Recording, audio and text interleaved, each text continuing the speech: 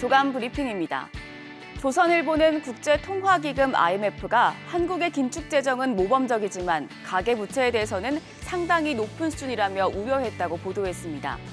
IMF가 홈페이지에 공개한 아시아태평양 지역 경제전망 기자간담회 녹취록에 따르면 토머스 엘브링 IMF 아태 부국장은 한국의 재정 건전화 정책에 찬사를 보낸다면서 한국은 팬데믹이 지나자 나라 빚을 줄이고 이를 더 줄이는 데 전념하고 있다고 밝혔습니다. 이어 현재 한국의 국가 채무 수준은 적정하고 이대로 유지돼야 한다고 했습니다. IMF 기준으로 올해 한국의 국내 총생산 GDP 대비 정부 부채 비율은 54.3%로 주요 20개국 평균 122.7%보다 한참 낮습니다.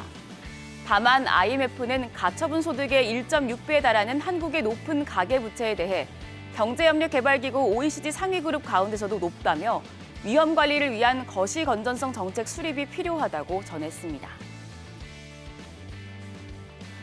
중앙일보는 국내 전기차 시장이 마이너스 성장으로 돌아선 반면 하이브리드 차가 선전하고 있다고 보도했습니다.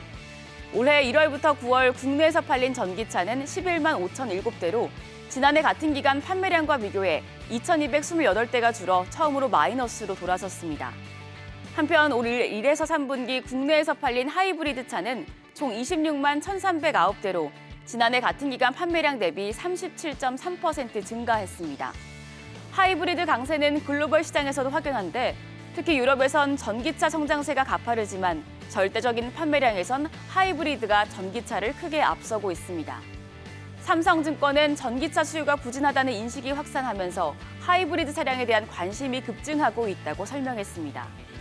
다만 전문가들은 반값 전기차 등 가격을 낮춘 전기차 출시가 이어지면 또 다른 경쟁 국면에 접어들 수 있어 당분간 하이브리드와 전기차의 주도권 다툼이 이어질 것이라고 전망했습니다. 중앙일보는 또 이스라엘과 하마스 간 전쟁이 사실상 지상전으로 격화할 조짐을 보이며 1970년대와 같은 경기 침체가 재현될 수 있다는 우려가 제기된다고 보도했습니다.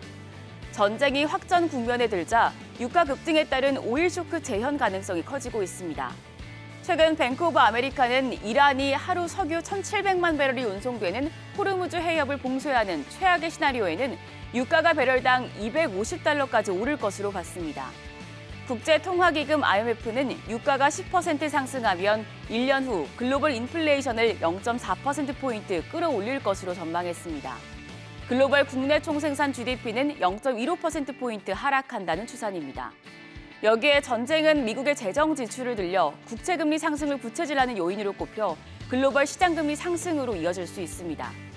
다시 말해 유가 급등으로 인플레이션이 가속화되면 글로벌 GDP가 떨어지고 시장 금리는 상승해 경기 침체가 나타날 수 있다고 중앙일보는 설명했습니다. 조선일보는 일론 머스크 스페이스X 최고 경영자가 이스라엘 공습으로 인터넷과 통신망이 끊긴 가자 지구에 자사 위성 인터넷 서비스인 스타링크를 제공하겠다고 밝혀 논란이 되고 있다고 보도했습니다.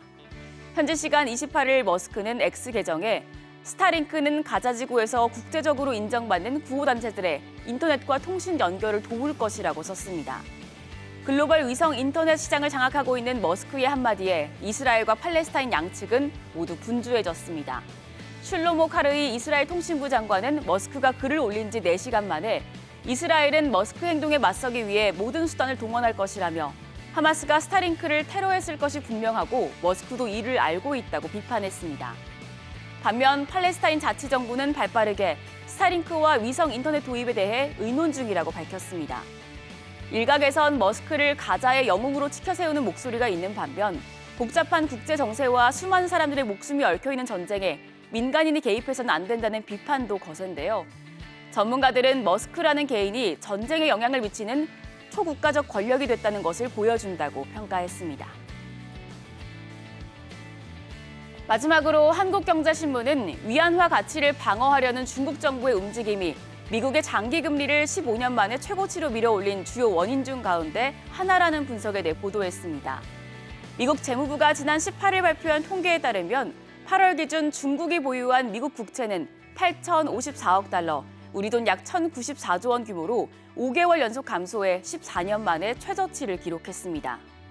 미국의 장기 금리가 연 5%를 넘어 16년 만에 최고치를 기록하자 이달 초 털스틴 슬록 아폴로 글로벌 매니지먼트 이코노미스트는 중국의 미국채 보유 규모가 2013년 정점으로 감소하는 그래프를 제시하며 미국 장기금리 상승의 배경에는 중국이 있다고 분석했습니다.